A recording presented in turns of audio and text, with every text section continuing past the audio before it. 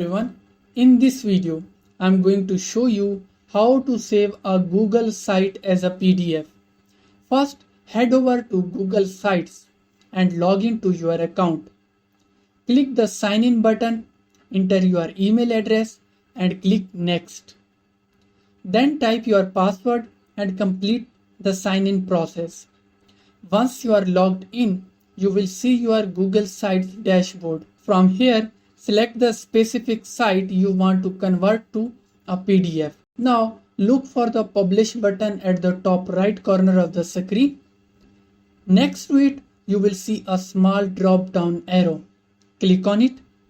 From the drop-down menu, select View Published Site. This will open a new browser tab showing your live published site. This is the version you want to save as a PDF.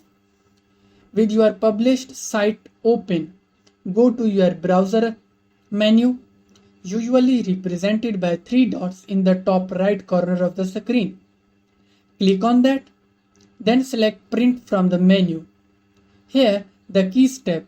In the Print window, under Destination, change the printer to save as PDF.